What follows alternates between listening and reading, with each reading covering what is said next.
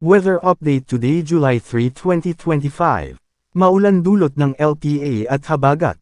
Patuloy na nabubuo ang makakapal na call-upon na may dalang mga pag-ulan sa bahagi ng West Philippine Sea at nakakaapekto na ngayon sa malaking bahagi ng Luzon, partikular sa kanlurang bahagi kasama ang Metro Manila. Samantala, patuloy namang nakatambay malapit sa kalupaan ng Northern Luzon o sa hilagang silangang bahagi ng Cagayan ang binabantayan pa ring aktibong LPA na nananatili ang tsansa na maging bagyo sa mga susunod na oras o araw.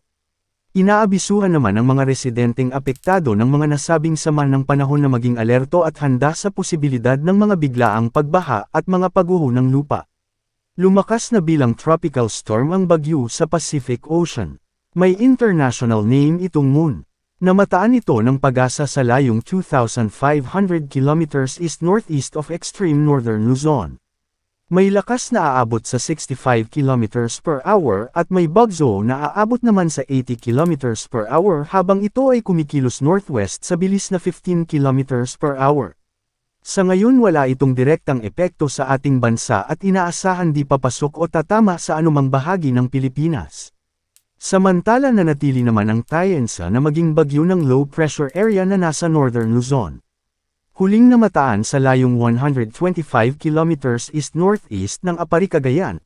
Nagdudulot ito ng mga pag-ulan sa bahagi ng Ilocos Region, Cordillera, Cagayan Valley Region, at Aurora. Ang natitirang bahagi ng bansa kasama ang Metro Manila patuloy ding makararanas ng pag-ulan na dala naman ng hanging habagat.